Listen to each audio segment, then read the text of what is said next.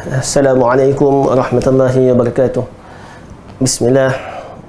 Assalatu wassalamu ala rasulillah wa man ihtada bi hadyihi wastanna bi sunnatihi wa ala alihi wa sahbihi wa mawalah, amma ba'd. Segala puji kita panjatkan pada Allah Subhanahu wa taala atas nikmat digerakkan hati-hati kita untuk melaksanakan ibadah kepada Allah Subhanahu wa taala. Ibadah itu ada yang dipanggil ibadah umum dan ada yang dipanggil ibadah khusus. Ada yang dipanggil ibadah semata-mata ibadah, ada yang dipanggil ibadah menggambarkan ubudiyah kepada Allah Subhanahu wa taala. Maka setiap gerak hati kita ke arah amalan saleh ia adalah satu bentuk nikmat ibadah yang cukup besar daripada Allah Subhanahu wa taala. Kerana apabila ahli syurga itu masuk ke dalam syurga, mereka akan mengatakan alhamdulillahilladzi hadana lihada wa ma kunna linahtadiya laula an hadana Allah. Segala puji bagi Allah yang membimbing kami, yang memberi hidayah kepada kami ke arah jalan ini, iaitu jalan kebenaran, dan kami tidak akan mendapat hidayah kalaulah bukan kerana Allah Subhanahu wa taala memberi hidayah kepada kami.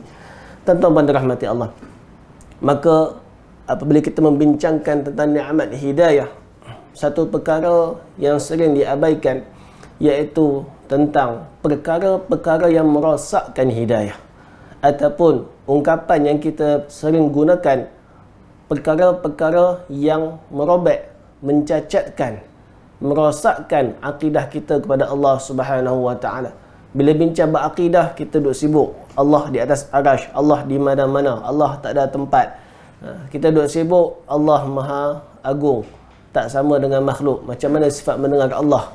Itu semua perbahasan akal yang tidak dituntut dalam syarak. Syarak hanya menuntut kita untuk mengenal Allah Subhanahu wa taala secara ijmal, iaitu ringkas. Ringkas macam mana? Iaitu kita pegang Allah tak sama dengan makhluk. Allah mendengar, Allah melihat, tapi Allah laisa kamitslihi syai'. Allah tak huraikan panjang lebar pun. Daripada banyak ayat Quran dan juga nas hadis Nabi sallallahu alaihi wasallam menceritakan tentang wajah Allah, tangan Allah, mendengar Allah, melihat Allah, betis Allah, kaki Allah. Semua banyak-banyak hadis tu, hanya satu ayat sahaja yang menafikan keserupaan, tashbih makhluk dengan Allah Subhanahu wa taala, iaitu ayat laisa kamitslihi syai'. Tak ada siapa, tak ada benda, tak ada apa-apa pun atas muka bumi ini, atas dunia langit, 7 petala bumi ini, tiada satu pun yang sama dengan Allah Subhanahu wa taala. Bukan itu sahaja, itu dipanggil akidah ijmali, akidah secara ringkas. Kita tak dituntut fikir teruk macam mana sifat Allah. Nak faham tu tak perlu membebankan diri. Jadi antara benda yang dituntut dalam akidah yang sering diabaikan bila bincang bab tajuk akidah ni, iaitu perkara-perkara yang merosakkan akidah. Sebenarnya benda ni ulama dulu bahas, cuma kita bila dah masalah ialah duk ulang-ulang benda yang sama, tak masuk-masuk bab lain, sehingga bab nawaqidul iman, perkara yang merosakkan akidah ini, kadang-kadang orang tak perasan, orang tak ambil, tak sempat masuk tajuk ni, dah masuk tajuk lain ataupun dah ulang balik tajuk akidah tauhid yang sama. Tuan-tuan dan rahmati Allah, kita menggunakan kitab Muhammad Naim Yasin, Al-Iman, Rukun, Hakikat dan Pembatalannya oleh Muhammad Naim Yasin. Kita masuk pada perkara yang membatalkan iman. Kalau terjemahan Jawi ini muka surat 295. Kalau teks Arab lain pula ikut cetakan. Yang mana Muhammad Naim Yasin membahagikan perbahasan tentang perkara yang membatalkan iman kepada dua bahagian. Bahagian pertama adalah syurutul iman, syarat-syarat iman, ataupun kita kata bagaimana seorang itu daripada ajaran bukan Islam masuk ke dalam Islam. Bagaimana dia daripada dinisbahkan sebagai seorang kafir berubah masuk sebagai seorang mukmin yang beriman. Dan yang kedua, bila pula keadaan seorang mukmin itu akhirnya dinisbahkan sebagai bukan beriman, orang kafir. Dua persoalan ini persoalan yang cukup khatirah, cukup yang bahaya. Iaitu sejauh mana yang pertama ini bahaya untuk diri kita, yang kedua bahaya untuk masyarakat. Kenapa kita kata bilakah seorang kafir menjadi mukmin itu bahaya untuk diri kita? Kerana kadang-kadang syarat-syarat tersebut, syarat-syarat yang meletakkan orang kafir itu sebagai seorang mukmin tak ada pada diri kita. Walaupun kita dah masuk Islam berkurun namanya, tapi kita sedar-sedar rupanya tak ada. Tak ada sifat tersebut, syarat tersebut. Manakala yang kedua pula, kenapa kita kata bilakah seorang mukmin menjadi kafir? Syarat-syarat yang meletakkan perubahan agama seseorang sebagai isu melibatkan masyarakat, sebab penggunaan kalimah kafir, istilah takfir tersebut, istilah mengkafirkan orang lain. Ini cukup bahaya. Jadi kita tengok yang pertama, aslih nafsak qabla ghairik. Kita baiki diri kita dulu, kita tengok dulu apa itu syurutul iman. Baik, kata Muhammad Naim Yasin, rukun Islam sebagaimana yang telah kami jelaskan mempunyai pengertian yang ijmal dan tafsil, iaitu seringkas dan terperinci. Dan setiap rukun itu pula ada pengertiannya yang ijmal dan tafsil. Siapa yang mengetahui rukun itu, mempercayainya dan beramal dengan tuntutannya, maka dia termasuk ke dalam golongan yang menyebut dalam ayat ulaika humul mu'minuna haqqan. Mereka lah orang yang benar-benar beriman. Tetapi berlakulah hikmah Allah Subhanahu wa taala sebagai satu kemudahan bagi hamba-hambanya dan satu pengurnian kepada mereka bahawa pintu iman itu boleh dimasuki dengan keimanan secara ijmal, bukan mesti dengan keimanan secara tafsil, dalam erti kata diterima daripada mereka pada permulaannya bahawa mereka mengakui dengan lidah dan hati bahawa Allah adalah pencipta mereka dan Tuhan yang mesti mereka sembah, bukan yang lain, dan Nabi Muhammad sallallahu alaihi wasallam adalah utusan Allah.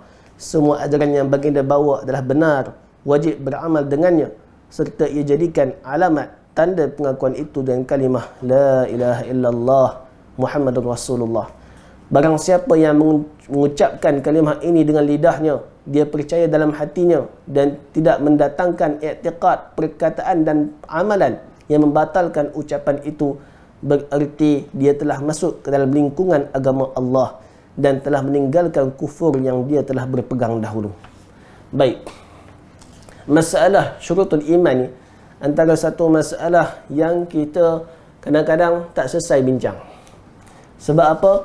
Sebab para ulama ni secara umumnya memahami nas, memahami dalil secara teks dan konteks. Dan itu adalah khilaf mu'tabar. Kita tak boleh petikai mereka ni tak faham dengan konteks, asyik tengok teks saja. Ataupun dia kata pula puak-puak ni asyik tengok konteks, tak tahu pun pandai-pandai reka konteks sendiri, tak tengok teks. Seperti mana berlaku masalah contohnya penjarakan soft. Ada yang mengatakan sebagai haram menjarakkan soft, tak sah sembahyang dan sebagainya. Jadi benda ini sebenarnya antara teks dan konteks, antara zahir lafaz hadis, zahir lafaz nas, dan bagaimana kita memahami secara keseluruhan nas yang ada. Baik, kita fokus kepada masalah syurutul iman. Kalau kita tengok dalam kitab Al-Wajiz fi Aqidatus Salafus Salih, dia meletakkan iman ni mesti tiga. Mesti tiga benda ni ada. Yang pertama, iqrarun bil lisan. Kena mengakui, tasdiqun bil jinan, membenarkan dengan hati. Wa iqrarun bil lisan, dan menuturkan dengan lidah. Wal amalu bil arkan, dan beramal dengan rukun-rukun yang telah ditetapkan. Syarat pertama iman, semua ulama sepakat, iaitu tasdiqun bil jinan, kena membenarkan dengan hati. Sebab bila sebut al-iman, ma makna al-iman? Apa maksud al-iman?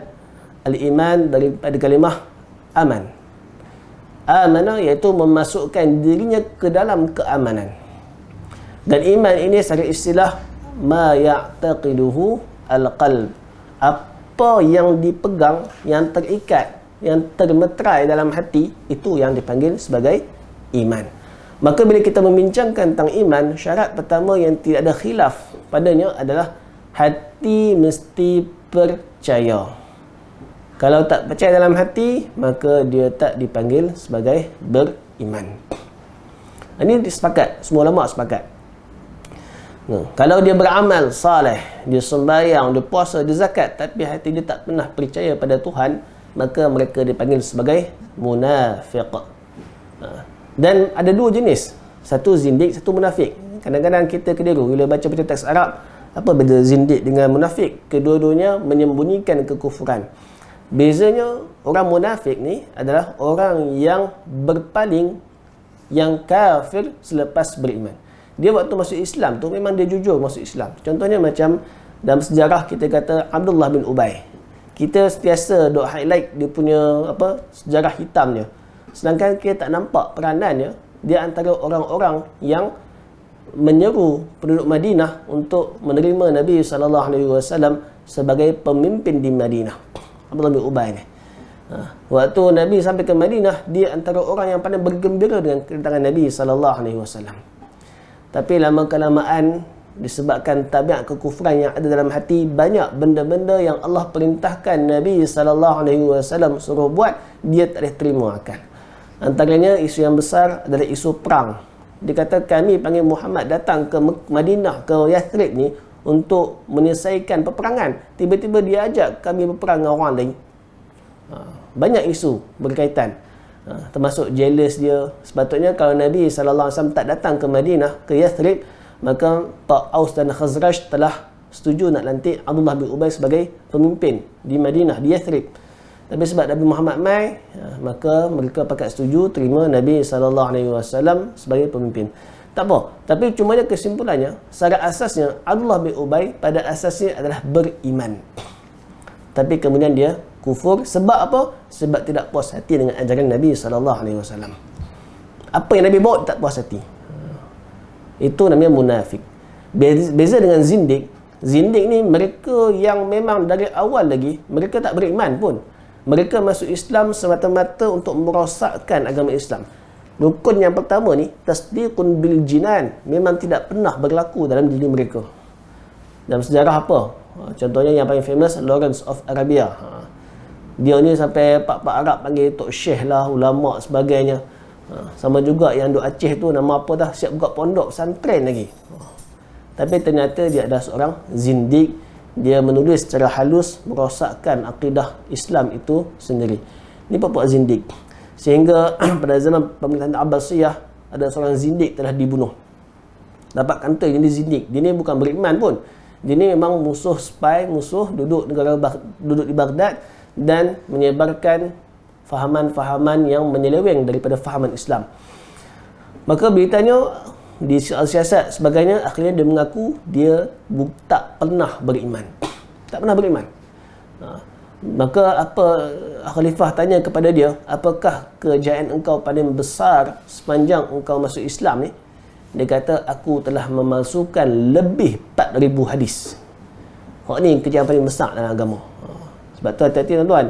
Kadang-kadang kata hadis palsu tak mestinya bukan daripada Nabi. Hati-hati. Sebab kadang-kadang hadis palsu ni memang datang daripada puak-puak yang nak merosakkan Islam. Cuma itulah masalah, orang hati baik ni, hati lembut, dia terima je. Orang baik ni sangka baik kuat. Sebab tu kadang-kadang orang baik ni dalam setengah keadaan tak sesuai jadi pemimpin. Dia terlalu bersangka baik. Baik. Jadi zindik mereka memang tak pernah masuk Islam. Munafik mereka dah beriman, kemudian mereka kufur kembali. Seperti mana Allah sebut dalam surah Al-Munafiqun, dzalika bi'annahum amanu thumma kafaru fatubi'a ala qulubihim fahum la yafqahun. Karena mereka itu beriman kemudian kafir, maka dicop, dimeterai atas hati mereka, maka mereka tak faham-faham. Bila orang beriman pergi perang, mereka kata gharau haula'i dinuhum, agama mereka telah memperdaya mereka. Bila umat Islam datang dengan kemenangan buat harta, inna kunna ma'akum, kami ni bersama kamu, kita sama-sama orang Islam, kita kena kongsi, sharing is caring. Bila mana umat Islam kalah, kami dah kata dah jangan pergi perang, apa pergi perang pasal apa? Begitulah, mereka tak faham. Begitu kontradik dengan mereka, mereka takkan faham. Baik, jadi itu rukun yang pertama, tasdiqun bil jinan. Ketiadaan syarat pertama ni, maka dia tu kafir dengan sepakat para ulama. Tak ada siapa khilaf.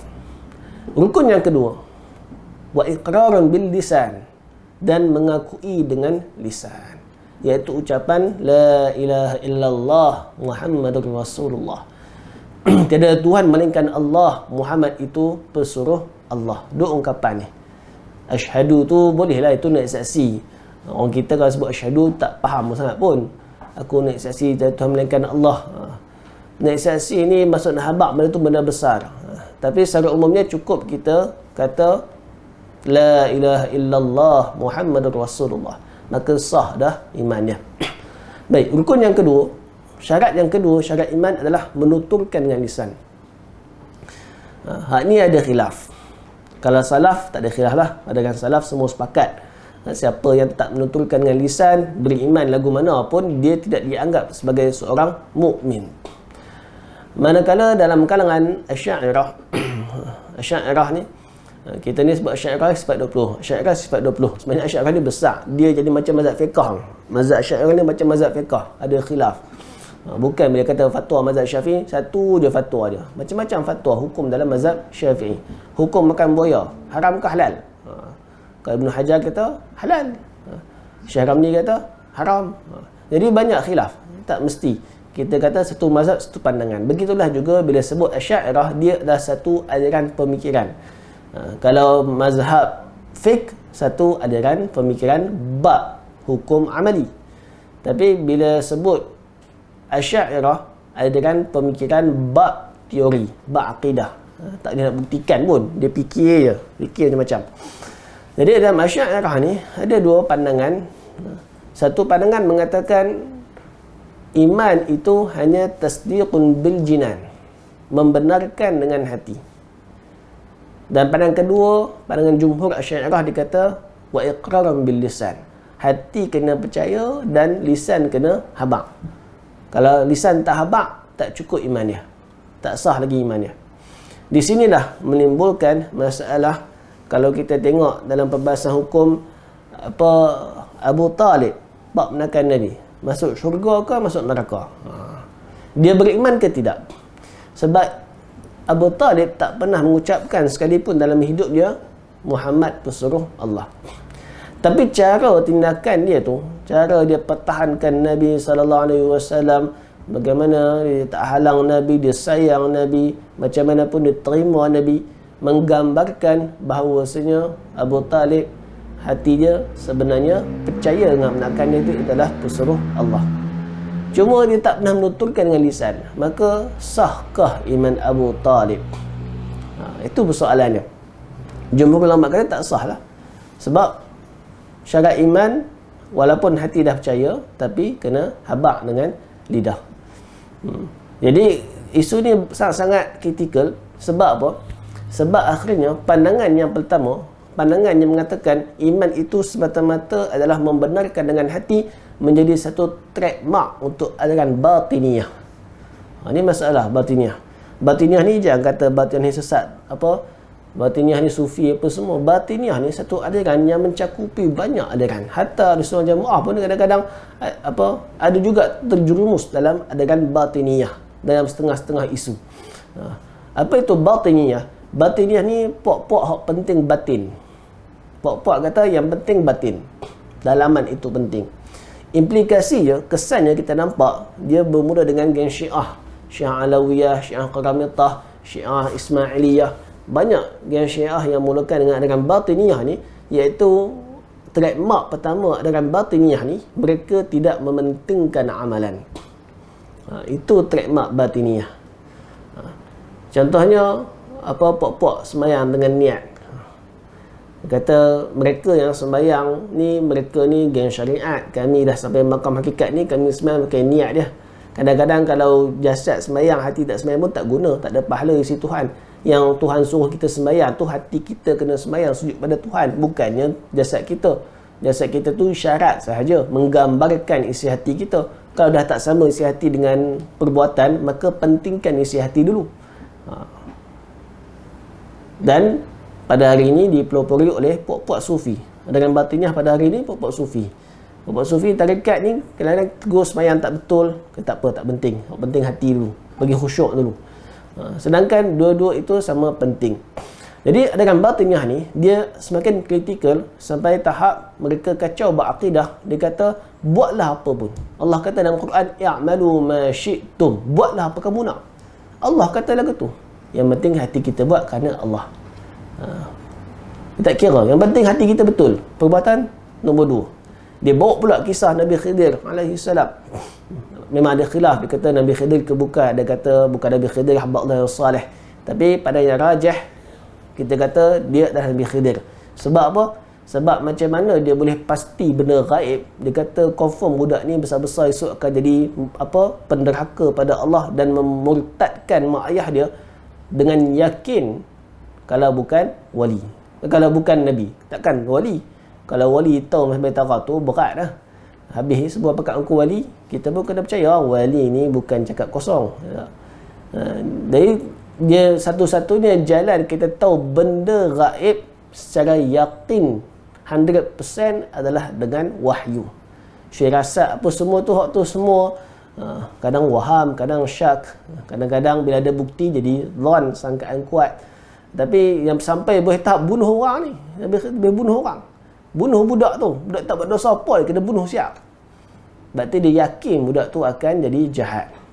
Bila dia yakin, maksudnya apa? Maksudnya dia terima daripada wahyu. Kalau bukan Nabi Khidir pun mungkin Nabi Allah yang lain yang menerima wahyu daripada Allah Subhanahu wa taala. Walaupun orang kata, orang kata Nabi Khidir dhaif lah apa semua, tapi itu je jawapan kita. Kita kata kalau dia bukan Nabi, macam mana dia boleh yakin budak tu akan jadi jahat besar-besar esok? Tak buat dosa lagi, boleh ke hukum budak tu sebelum budak tu buat dosa? Mana boleh?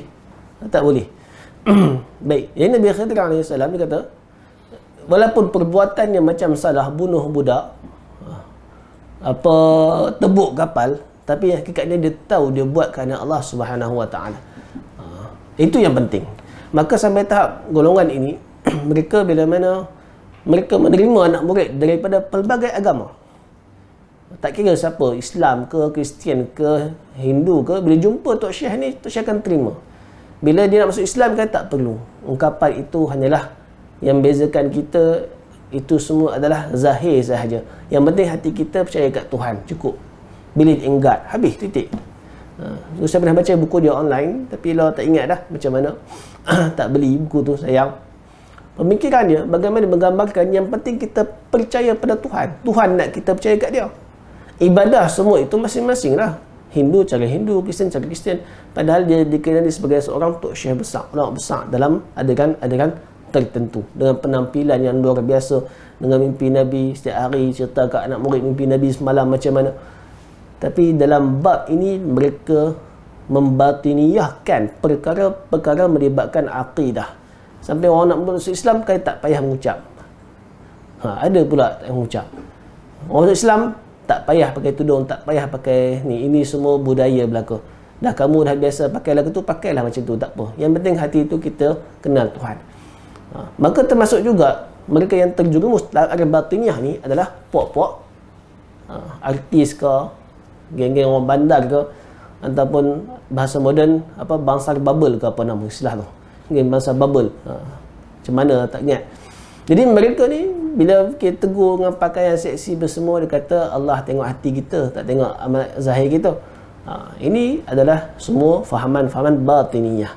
Dan fahaman batiniyah ini walaupun puncanya khilaf kecil je, khilaf masalah sahkah iman seorang itu, bila dia tak mengucap, jadi besar, melibatkan habis hukum syarak dan juga pelbagai teori-teori bid'ah dalam bab akidah. Bab fiqah tu satu hal dah. Ni bab akidah pun jadi bid'ah, sampai kata masuk Islam tak payah mengucap. Pula dah. Baik, itu syarat yang kedua. Maka manakah pandangan lebih sahih, lebih rajih?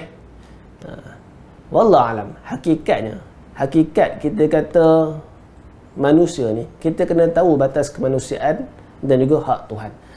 Dalam kita sebagai seorang beriman, kita dalam batas kemanusiaan, apa konsep yang kita pegang? Konsep yang kita pegang adalah seperti mana kata Umar radhiyallahu anhu, nahnu nahkumu bil-zawahir wallahu yatawallas sarair. Kita menghukum dengan zahir dan Allah lah yang ambil alih bab hati. Zahir dia tak pernah berucap, kita kata dia kafir. Kalau hakikat di sisi Tuhan, tiba-tiba dia ni beriman, itu sahabat Tuhan. Yang kita tahu dia tidak pernah dia tidak mengucapkan tiada Tuhan melainkan Allah, Muhammad pesuruh Allah, kita hukum dengan zahir. Itu konsep kita ahli sunnah wal jamaah. Kena tahu batas kemanusiaan. Macam mana nak tahu iman dia beriman kalau kita tak dengar dari mulut dia sendiri tiada Tuhan melainkan Allah, Muhammad pesuruh Allah? Mana nak tahu dia tu beriman? Tak tahulah. Maka kita anggap dia sebagai seorang kafir. Kalau tiba-tiba ke akhirat Allah kata dia beriman, itu urusan Allah, bukan urusan kita. Kadang-kadang kita tak tahu fokus. Apakah kita dalam sempadan kemanusiaan, sejauh mana yang kita boleh kata ke orang, sejauh mana kita boleh pegang, sejauh mana kita nak menghukumkan orang dengan batas ketuhanan, sejauh mana hak Tuhan ikut suka Tuhan. Ini ramai yang keliru. Akhirnya bila kita kata mereka kafir, orang marah kata ni pok-pok syariat senang mengkafirkan orang. Lagi dia tak sampai makam hakikat, makam makrifat, lagi tu dia akan mudah melabel manusia orang beriman yang lain. Sedangkan hakikatnya sama sahaja, mereka menyembah untuk menuju Tuhan Allah Subhanahu Wa Taala. Dengar macam betul, tapi sebenarnya mereka telah kacau kerja Tuhan. Mereka tak hidup dalam realiti kemanusiaan. Kita hukum dengan zahir, bukan hukum dengan batin. Batin kerja Tuhan. Ni kena faham sungguh ni. Kena faham sungguh. Dalam suami isteri pun sama juga kadang-kadang. Dia tahu siap suami dia niat apa. Suami tak niat apa-apa pun. Suami kata, madu kat rumah habis pula kena beli. Amboi dah, bab madu laju. Tahu-tahu dia hati suami nak kata madu tu madu majazi, madu apa bin nombor 2. Padahal dah tak niat pun, memang tak ada madu kat rumah, dah madu habis, dia nak beli baru. Jadi itu realitinya yang berlaku, menyebabkan banyak masalah. Punca tahu masalah, suka hukum batin. Jadi kita hukum zahir, dah dia tak mengucap, dia tak kata la ilaha illallah Muhammad Rasulullah, sudah dia kafir. Selesai masalah. Bab hakikat dengan Tuhan, itu kerja Tuhan, bukan kerja kita sebagai seorang insan. Baik, itu yang kedua. Dan secara umumnya kita kata pandangan yang paling rajih adalah mesti dituturkan dengan lisan. Tak cukup kata saya beriman dengan hati saya. Tak cukup, kena tuturkan dengan lisan.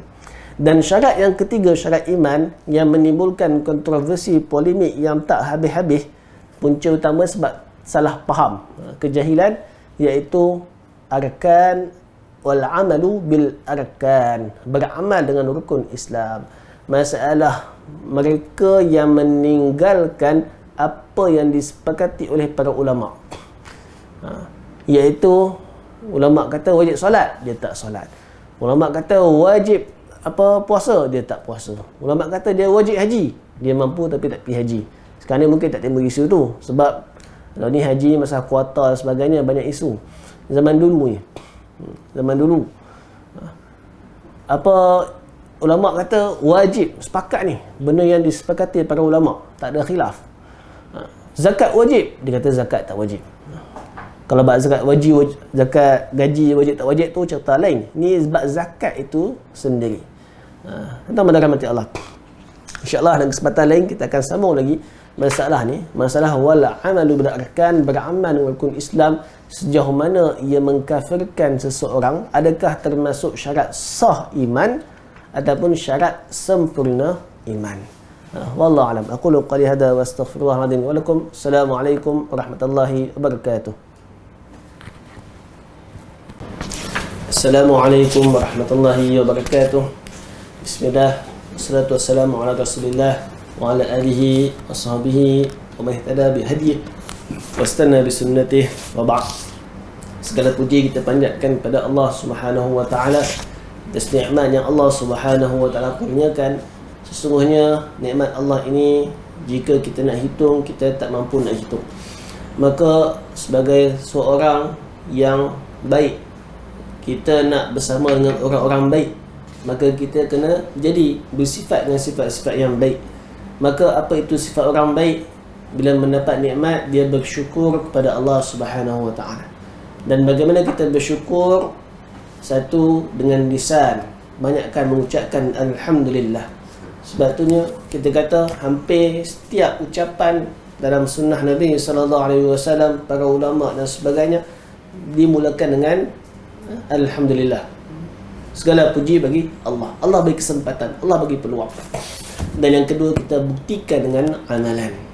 Apa itu amalan? Kita sembahyang, kita puasa, kita zakat, kita dengan kuliah, kita buat baik, kita tolong orang. Semua itu gambaran kita bersyukur kepada nikmat Allah Subhanahu wa taala. Itulah hakikat tauhid. Hakikat tauhid ni adalah wahdatus syuhud. Dia bila main dengan istilah ni, biasalah dia akan keliru. Antara lawan dengan wahdatus syuhud adalah wahdatul wujud.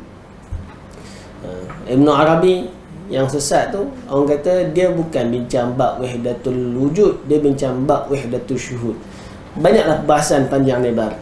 Secara mudahnya, kita nak faham akidah ini mudah sahaja. Apa itu tauhid?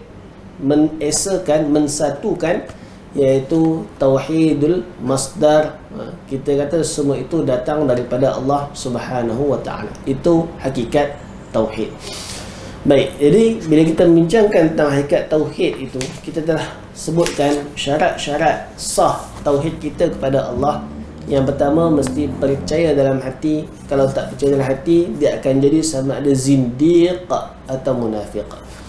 Yang kedua adalah dituturkan dengan lisan. Kalau tak dituturkan dengan lisan, pandangan yang lebih rajih, lebih kuat adalah dia kekal sebagai seorang kafir. Dan yang ketiga, syarat yang ketiga yang kita nak masuk pada petang ini, masalah beramal dengan rukun-rukun Islam. Apa hukum meninggalkan rukun Islam? Ataupun dalam ungkapan lain, apa hukum kita meninggalkan perkara yang disepakati oleh para ulama secara ijma', disepakati sebagai wajib. Ijma' kata wajib. Apa hukum meninggalkan perkara tersebut? Tuan-tuan dan rahmati Allah, dalam kitab Al-Wajiz fi Aqidatis Salaf, beliau menyebutkan syarat akidah tu 3. Pertama, beriman dengan hati. Kedua, membenarkan dengan lisan. Dan ketiga, beramal dengan rukun-rukun Islam. Seolah di sini, jika dia tidak beramal dengan perkara yang diwajibkan oleh kesepakatan para ulama, maka dia telah terkeluar daripada Islam. Dan dia bawa dalil. Antaranya hadis yang Nabi sebut, man taraka salah faqad kafar. Siapa tinggal solat, sesungguhnya dia telah kafir. Kemudian hadis pula apa? Hadis yang Nabi SAW menceritakan menjadi pendinding bainal rajuli bainal mar'i wal kufri tarkus salah, yang membezakan antara seorang lelaki itu dengan kekafiran. Ibarat kata kita duduk sebelah kanan, kafir duduk sebelah kiri. Yang di dinding tengah rumah kita, ibaratnya kita berjiran.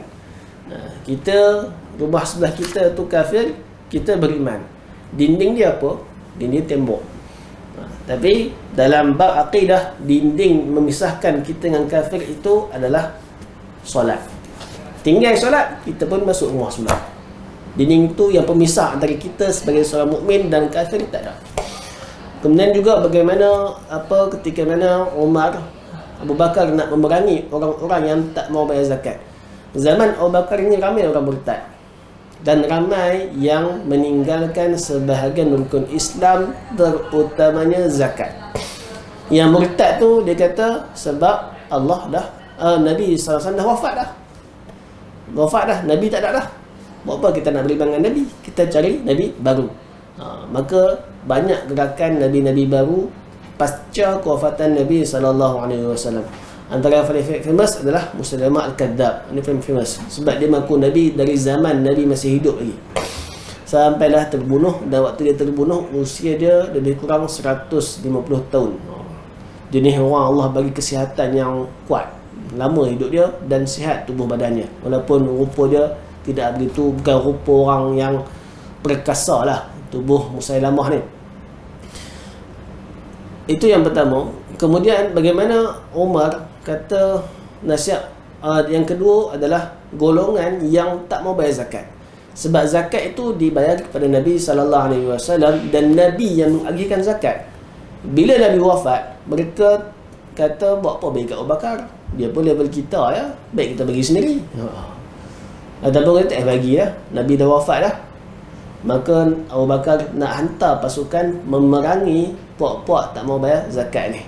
Maka Umar kata, adakah engkau nak membunuh orang yang mengucapkan la ilaha illallah Muhammad Rasulullah? Kata Abu Bakar, wallahi la uqatilanna man yufarriqu baina salah wa zakah. Demi Allah, aku akan perangi orang-orang yang membezakan antara solat dan juga zakat. Dan banyak lagi dalil yang Nabi menunjukkan dengan secara jelas, orang yang meninggalkan sebahagian rukun Islam, maka dia telah pun kafir. Kafir. Maka di situlah sebagian ulama yang beraliran salaf meletakkan orang-orang yang tak solat sebagai kafir. Malahan ada sebagian fatwa, wallahu alam, kalau tak silap daripada mazhab Abu Hanifah, orang yang tak solat, jenazah dia tidak diuruskan sebagai seorang Muslim, tidak disolatkan dan disimpan di kubur yang berasingan. Ada sebagian ulama berfatwa demikian. Baik. Maka timbullah soalan, kalaulah beramal rukun Islam itu merupakan syarat sah iman, macam mana dengan sebelah rumah kita? Sebelah kita tak sembahyang, kafir. Tak boleh sembahyang jenazah dia. Cak berang kuning tak boleh. Pasal apa? Pasal dia bukan Islam, tak layak terima bawah asnaf asnaf fakir miskin. Kena mohon bawah asnaf mu'allaf. Boleh lagu tu? Berat. Orang yang buka aurat, meninggalkan perkara yang ulama sepakat kata wajib tak aurat, dia buka, kafir. Bolehkah kita kata lagu tu? Tuan-tuan dan rahmati Allah, masalah beramal dengan rukun-rukun Islam, masalah beramal dan perkara yang diwajibkan Tuhan, adakah kalau tidak beramal mengeluarkan kita daripada agama Islam ataupun sekadar mengeluarkan kita daripada ketaatan kepada Allah Subhanahu wa taala? Nak bincang panjang lebar masalah ni. Bawa dari dalil. Tadi kita bawa dalil mengatakan mereka yang tak solat kafir. Kafir terus. Dan ada juga dalil-dalil yang menunjukkan bahawasanya tak solat pun masih dianggap beriman. Antaranya hadis apa Nabi sallallahu alaihi wasallam sebut, apa, kullu ummati man qala la ilaha illallah dakhala al-jannah. Siapa yang kata tiada Tuhan melainkan Allah, masuk syurga. Maka Hurairah bertanya kepada Nabi sallallahu alaihi wasallam, afala ubashirun nas, boleh tak aku habaq ke orang? Bagi orang gembira, tak payah teruk-teruk beramal, lega lah. Nabi kata cukup mengucap dah, sah dah iman, boleh masuk syurga. Nabi sallallahu alaihi wasallam tak bagi. Nabi kata fatakilun, tak bagi, main wakil, main mudah. Main mudah. Macam ni lah kita kata, dia waktu hidup dia solat pun duk tuang, puasa pun duk tuang, tapi duit banyak. Lepas mati, anak dia upah orang baca tahlil kat dia. Ambil mudah lagu tu. Dia sembahyang pun tidak, tapi hantar anak pergi tahfiz Quran supaya anak hafal Quran. Bila anak hafal Quran, dia syafaat untuk dia ke akhirat nanti. Jadi nak main mudah lagu ni. Maka bila hadis itu tersebar dalam kalangan orang awam, orang tak faham tentang agama, maka mereka akan bermalas-malasan dalam bab beramal ibadah. Kerana itu ulama-ulama dahulu begitu keras dalam masalah solat. Saya sendiri pun pernah merasai tarbiyah pendidikan pondok, bagaimana tok guru kalau tak main, bukan tak main sembahyang, tak main sembahyang jemaah tu memang kena belasah dengan tongkat. Sebab nak habaq kepentingan solat itu sendiri, walaupun dari lisan dia tak habaq kata siapa tak solat kafir, tak sebut, tapi nak habaq kepentingan solat jemaah tu, maka siapa tak main solat kena katak dengan tongkat. Budaya itu semakin hilang. Sekarang ni dah wallahu alam, tak tahu nak kata. Tapi nak beritahu betapa beratnya rukun Islam di sisi Allah Subhanahu wa ta'ala, dan juga dalam menggambarkan tauhid kita.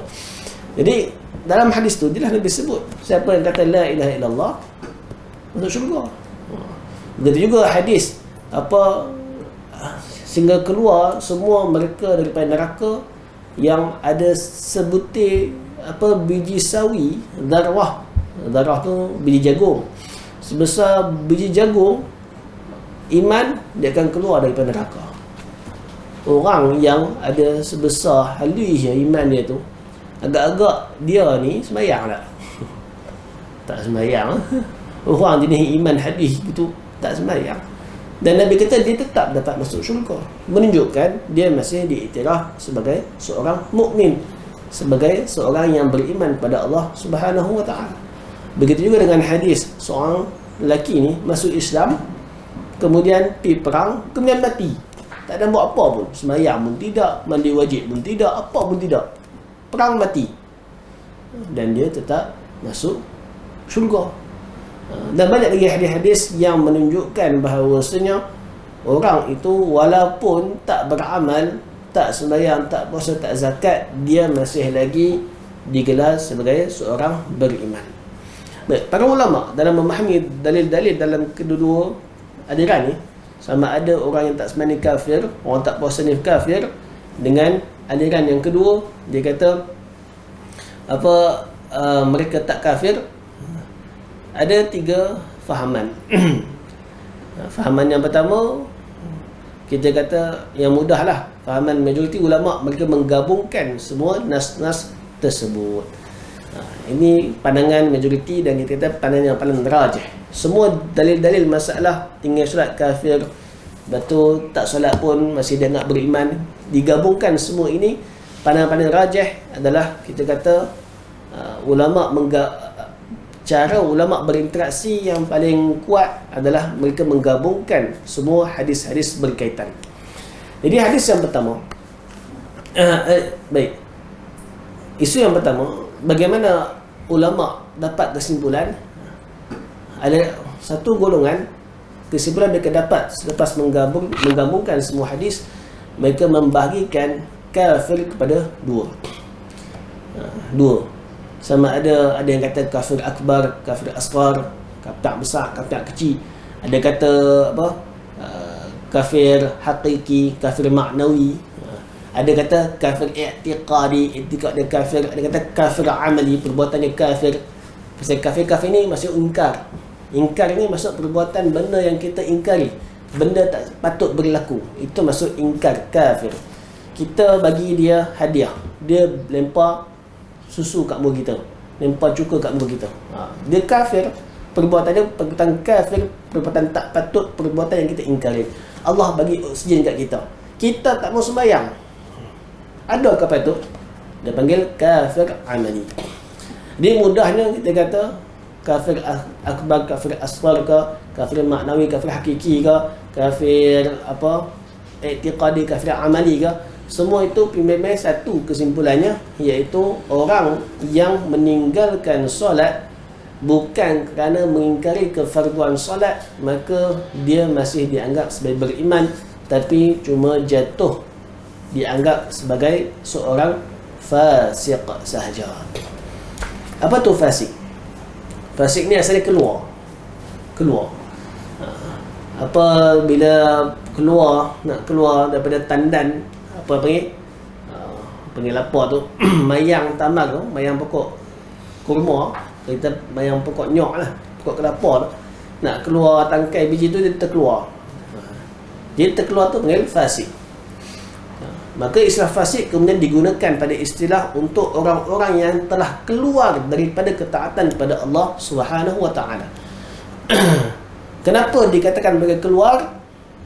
Apabila mereka buat dosa, mereka tak bertaubat. Orang yang buat dosa tak bertaubat, dia telah keluar daripada ketaatan pada Allah Subhanahu wa taala. Orang yang sampai boleh tahap tinggal solat yang Allah fardukan, maka mereka ini memang dah biasa buat dosa dah, sehingga mereka sanggup keluar daripada ketaatan pada Allah Subhanahu wa taala. Sebab itulah kita kata antara dosa tinggal benda wajib dengan dosa buat maksiat, mana besar lagi? Dosa tinggal benda wajib jauh lebih besar daripada dosa buat maksiat. Memanglah orang kata apa, tinggal solat tak mesti kena bunuh, berzina kena bunuh. Tetapi masalah main isu ya, kita berzina, kita hanya melanggar perintah Allah Subhanahu wa taala. Kita tinggal solat, kita melanggar, kita tak buat apa Allah suruh. Benda lebih berat bila kita tak buat benda yang Allah suruh. Baik. Jadi kafir asghar, kafir amali, kafir maknawi, semua itu tidak mengeluarkan dia daripada akidah la ilaha illallah Muhammadur Rasulullah. Dia hanya mengeluarkan dia daripada ketaatan, ataupun kita sebut apa bagi tadi, antara kesempurnaan iman dengan kesahihan iman.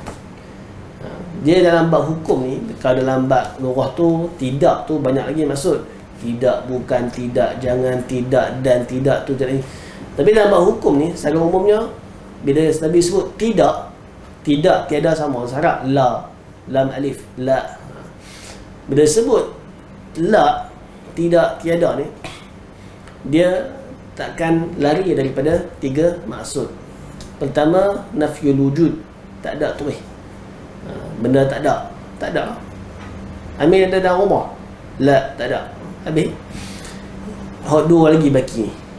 Sama ada nafyul kamal ataupun nafyus sihah. Menafikan kesempurnaan ataupun menafikan kesahihan, kesahannya. Nabi kata la salata liman lam yaqra bi Fatihatil Kitab. Tak ada solat bagi orang tak baca Fatihah. Tak ada solat tu tidak sah solat kah, tidak sempurna solat. La yu'minu ahadukum hatta yuhibba li akhihi ma yuhibbu li nafsihi. Tidak beriman salah seorang kamu sehingga dia kasih kepada saudaranya apa yang dikasihkan untuk diri dia. Tak sempurna ke tak sah iman. Dan hadis tu pakai terjemah tak sempurna iman. Tak ada orang terjemah tak sah iman. Terjemah tak sah iman tahun ni berat. Berat. Kapak belakang habis kita semua tak sah iman. Nanti esok masuk neraka belaka. Sebab kita sayang diri kita lebih daripada sayang orang lain. Tak boleh. Begitulah juga dalam bab iman ni. Bila sebut bab iman, bila seorang itu tidak solat, adakah tidak sah imannya ataupun tidak sempurna imannya? Itu persoalannya. Okey, kita guna kes yang mudah lah. Kita guna kes yang mudah. Anak dibesarkan oleh kedua orang tuanya, bagi nafkah, bagi duit sekolah besar daripada kecil, taska, tadika, sekolah rendah, sekolah menengah, saya masuk universiti dan sebagainya. Jadi anak itu bila dididik, ditanggung, dibela oleh kedua orang tuanya, wajibkah anak itu taat orang tuanya? Wajib. Kalau tak buat apa mak ayah dia suruh, dia berdosa. Maka timbul soalan, kalaulah mak ayah dia suruh buat tu benda dia tak buat-buat, dia pun buat kat anak dia ni yang saya sebulan sekali mai lah balik rumah, teman mak ayah ni tak ada siapa kat rumah, sunyi, bawa anak-anak sekali bagi meriah. Kita tak buat. Adakah kita telah derhaka pada mak ayah? Ya. Dia pun suruh kita tak buat. Kalau ada keuzuran tu kira lain lah. Tak ada keuzuran apa saja, malas. Kita derhaka pada mak ayah. Bila kita derhaka, adakah maksudnya kita telah mengingkari mak ayah kita tu bukan mak ayah kita? Kita tak mengaku kata dia tu mak ayah kita. Dah, kita cuma tak taat je. Begitulah juga dalam bab rukun yang ketiga ni, wal amal bil arkan. Bila kita tak buat apa Allah suruh, adakah maksudnya kita tak buat apa Allah suruh tu kita tak mengaku Allah Tuhan kita? Hak tu kita kena berhati-hati. Maka sebab tu kita kata secara realiti, secara waqi'nya, secara realitinya, bila kita kata bila kita tak solat, orang tak zakat, orang tak puasa, tak mesti dalam hati dia mengingkari bahawasanya Allah itu Tuhan dia. Di mana anak yang tak taat orang tua dia, tak mesti bermaksud dia tak mengaku mak ayah dia tu mak ayah dia. Dia cuma tak taat je, bukan tak mengaku itu mak ayah dia. Itu beza dia.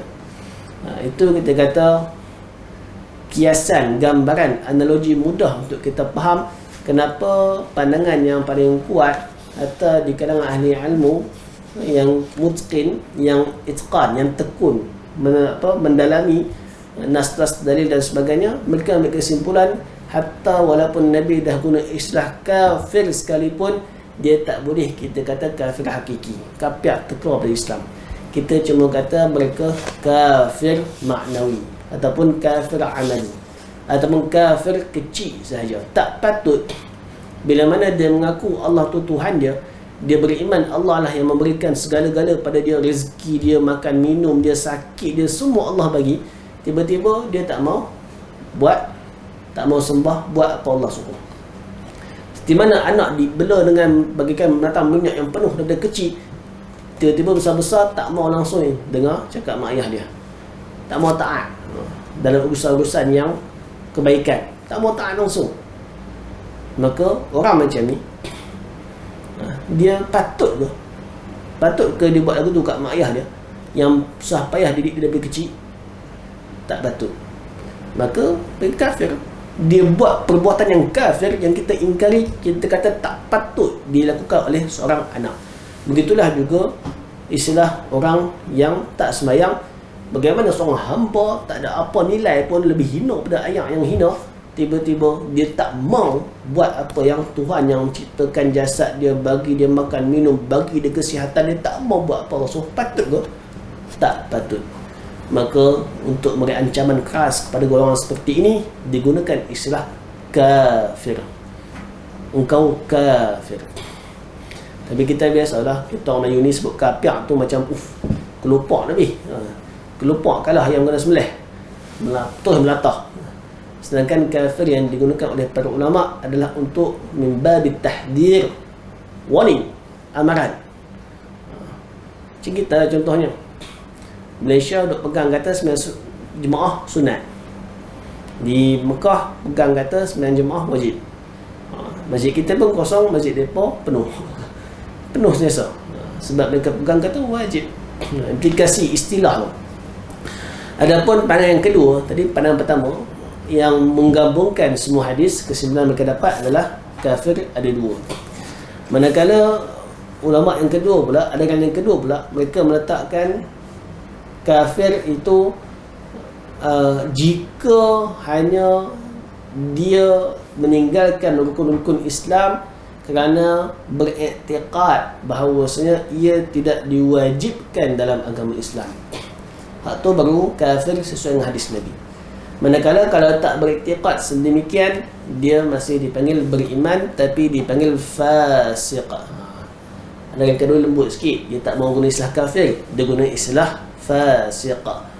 Dan itu yang difatwakan dalam mazhab Syafi'i, dan itu yang digunakan pakai di Malaysia ni, di Nusantara ni. Sebab tu bila ada ustaz-ustaz kita balik dari Timur Tengah bawa kata-kata yang sama dengan kata-kata Syekh di sana, maka menimbulkan kontroversi. Maka boleh tak kita melabelkan kafir pada orang tak sembahyang? Boleh tak? Dari sudut pendalilan boleh. Min babit tahdzir, dalam bab warning, amaran, bagi dia taubat, bagi dia takut sikit, kita kata dia kafir. Tapi min babit dakwah, min babil muamalah, daripada segi dakwah, muamalah kita dengan dia, kena fikirlah. Kena fikir elok. Aku kata kafir kat dia ni, dia sentak, aku kata dakwah sentak ke, ataupun akhirnya dia akan semakin jadi jahat. Ni kena hati-hati. Ada orang ni memang kita guna cara kasar baru dia jadi baik. Tapi ada orang kita kena guna cara lembut baru jadi baik. Orang Melayu ni kita kata zaman berzaman dah, orang hati lembut, maka kita guna cara baik dengan orang Melayu. Adapun terpulang, sekarang ni orang Melayu pun ramai hati kering, hati kasar.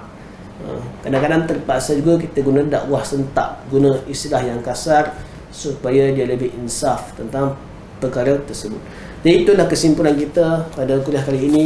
Kesimpulannya, iman itu sempurna kita menghukum dengan lisan si penutur, dan dari segi amalan dia adalah tanda kesempurnaan iman, bukannya syarat sah iman. Maka jangan mudah-mudah kita melibatkan kafir kepada jiran kita, adik-adik kita, kecuali dengan niat untuk mendidik. Mudah-mudahan Allah Subhanahu wa taala menerima amalan soleh kita, cara kita berdakwah dan sebagainya. Aqulu qali hadza wa astaghfirullahal azim wa lakum. Assalamualaikum warahmatullahi wabarakatuh.